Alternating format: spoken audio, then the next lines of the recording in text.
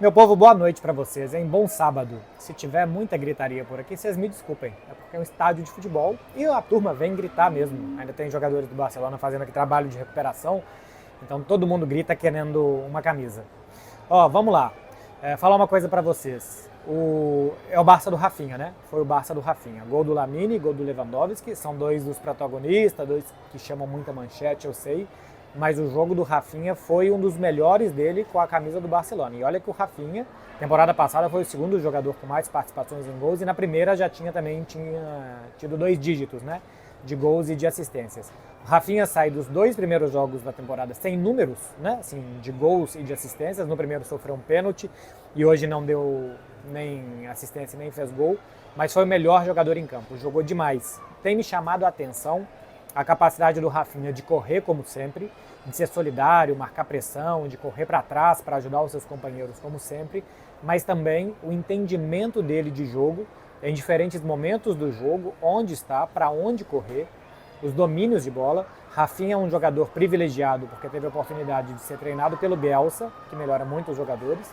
Depois foi treinado pelo Xavi, eu acho que ele melhorou também nos 2 anos que o Xavi esteve aqui, acho que o Rafinha melhorou e está melhorando também o Hans Flick, jogando em posições que não são a dele, né? O Rafinha é um ponta direita, mas jogou hoje mais uma vez como camisa 10 no primeiro tempo e no segundo, depois da entrada do Firmino, foi jogar como ponta esquerda e, cara, ele fez tudo bem.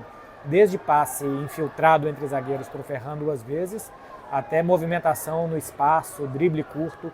O Rafinha tocou na bola 73 vezes e perdeu 15 só. Ganhar a cada 5 bolas que ele tocava, ele perdia uma, e é uma posição muito arriscada do campo, onde é preciso arriscar, é preciso dar passe difícil, é preciso tentar drible. Então é normal que os jogadores tenham até 33% de bola perdida, ou às vezes até mais do que isso, 40% de bola perdida. Ele perdeu 20% só das bolas que tocou, ganhou 9 de 13 duelos. Então, assim, sempre que ele precisou disputar jogadas, quase sempre ele levou melhor sobre seus marcadores, sobre os jogadores do Atlético Clube. Foi muito bem o Rafinha. O primeiro tempo do Lamine foi bom também, no segundo o Lamine teve bem desaparecido.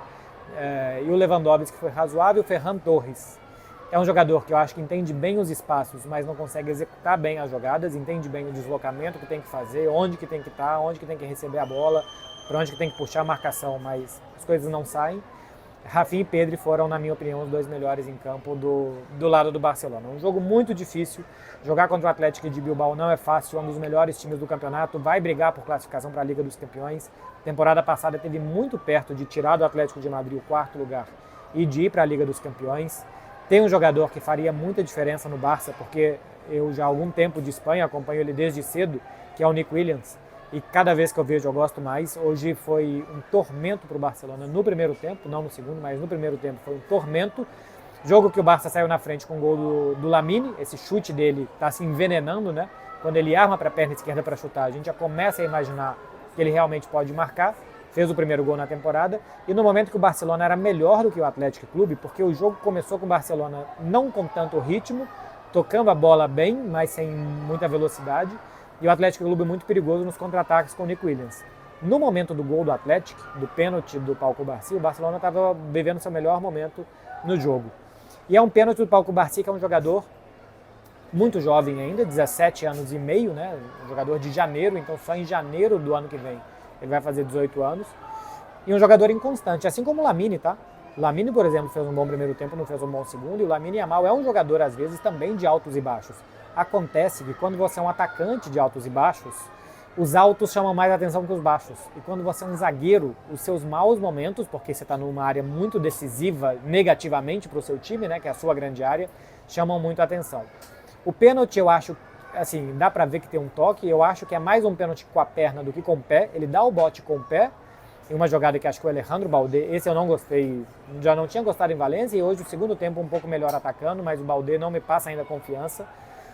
Depois da lesão tá voltando ainda aos poucos e tal, vamos ver.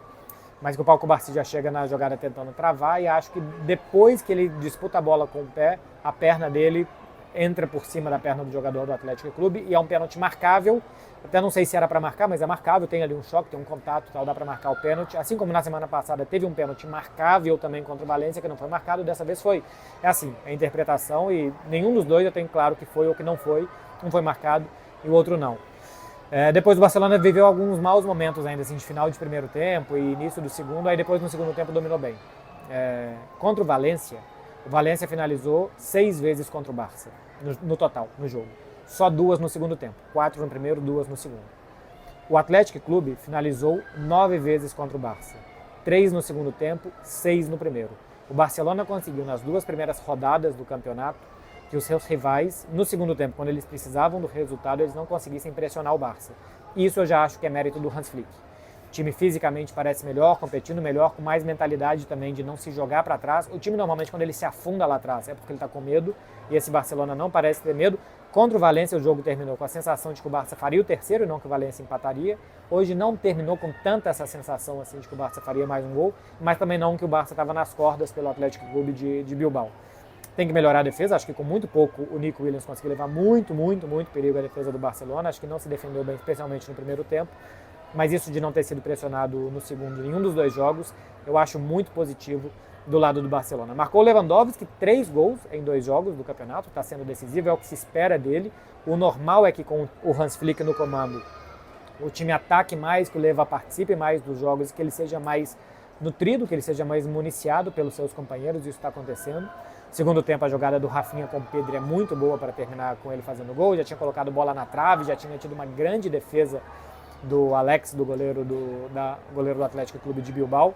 Então foi um jogo que o Leva fora da área, acho que não conseguiu ajudar tanto em marcação-pressão, menos ainda, mas dentro da área ele ainda consegue ser muito importante. Tem outras coisas do jogo que ele precisa ajudar mais, né? Marcação-pressão do Barcelona, quando ele sai da área para fazer pivô, os domínios não estão muito bons, os passes não estão muito precisos, mas dentro da área ele mostrou nesses 2 jogos que ainda é muito perigoso. Bom primeiro tempo do Lamine, segundo nem tanto, bom jogo do Marc Bernal, muito bom jogo do garoto, foi aplaudido pela torcida quando saiu, mais seguro, fez uma pré-temporada também de altos e baixos, a sensação que ele deixou contra o Mônaco foi muito ruim aqui, porque ele falha claramente um gol, no segundo ele é muito facilmente vencido, mas acho que nos 2 últimos jogos ele jogou fácil e jogou bem, tanto que ele ganha a corrida com o Marc Casadó, né? Tinha jogado o Bernal e Marc Casadó a pré-temporada. Hoje, quando volta o Pedri para jogar como volante, como um meio-campista mais perto da base de formação das jogadas, joga o Marc Bernal e não joga o Casadó. Embora seja 3 anos mais novo. É um jogador também menor de idade, de 17 anos. O Marc Casadó, que ficou na reserva hoje, já tem, entre aspas, já tem porque é um garoto também, 20 anos de idade. Pelo físico, pelo tamanhão que tem, é mais normal que ele seja um volantão, o Marc Bernal, embora não tenha sido formado assim na base do Barça, para jogar por ali. Bom jogo do Inigo, não tão bom jogo assim do Pau Cubarsí. O Baldé eu não gostei, acho que é um jogador que ainda... No segundo tempo acho que ele atacou melhor, mas no primeiro ele não atacou bem, ele não defende bem. E o Condé foi mais uma vez correto e muito exigido na defesa. Foi muito exigido pelo Nico Williams e ainda tentou ajudar alguma coisa no ataque. Entrou no segundo tempo o Fermin. Ainda não pôde jogar o Dani Olmo, vai ser difícil de inscrever o Dani Olmo. O Barcelona ainda precisa de muito dinheiro, mesmo com a saída de Gundogan, com a saída do Lenglet, com a venda do Mika Faye. Ainda vai precisar de mais dinheiro para inscrever o Dani Olmo, não está fácil, ele não pôde jogar. Entrou o Firmino, era basicamente a única opção que o Barcelona tinha para mudar o jogo no segundo tempo. Isso chama atenção. Enquanto não voltar Gavi, enquanto não voltar Frenkie de Jong, o Firmino hoje entrou, quando entrar o Dani Olmo, o Barça tem poucas opções na frente, o Barcelona tem poucas opções de ataque. Como está difícil de inscrever o Dani Olmo, é difícil acreditar ainda que nessa última semana de mercado, a não ser que entre aí muitos milhões na conta do Barcelona, que ele consiga, por exemplo, ir atrás do Chiesa, ir atrás de um outro jogador.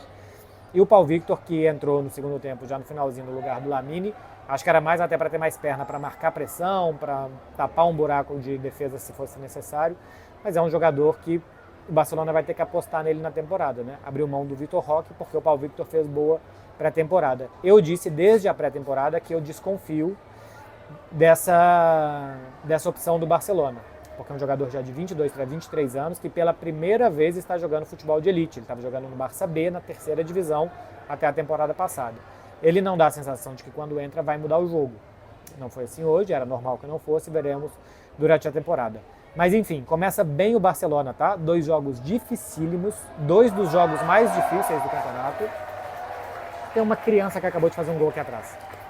2 dos jogos mais difíceis do campeonato, Valência fora de casa e Atlético Clube, e o Barça passou bem, com as dificuldades que esses 2 jogos impõem, mas com uma vitória fora de casa e uma vitória dentro dos seus domínios. Aliás, 46.448 pessoas aqui hoje, um estádio com capacidade para 50 mil, 90% de ocupação, boa presença e também bom ambiente aqui nas arquibancadas do Estádio Olímpico de Montjuic. Alguma vez no primeiro tempo, umas 3 vezes, a torcida organizada, que fica bem aqui atrás de onde eu estou gravando, chegou a falar Barça sim, Laporta no, foi abafada pelo resto dos torcedores. Não que exista, até acho que existe sim essa discussão se Laporta ou não Laporta, enfim, a torcida está dividida, mas acho que principalmente as vaias, a torcida que estava protestando contra o Laporta, é porque o torcedor entende que durante o jogo é apoiar o time na hora de fazer esse tipo de manifestação. Ainda mais porque estava no início, o Barcelona estava empatando, estava ganhando de 1-0. Enfim, acho que era mais para não prejudicar o ambiente do jogo naquele momento. 2 vitórias do Barça, agora joga fora de casa no meio de semana, Rayo Vallecano, e depois vai a Valladolid aqui no final de semana. São os 2 jogos que faltam ainda antes de fechar o mercado de transferências, antes de data FIFA, depois vai ter uma parada e começar a temporada depois, no meio de setembro, já pensando em Champions, meu povo.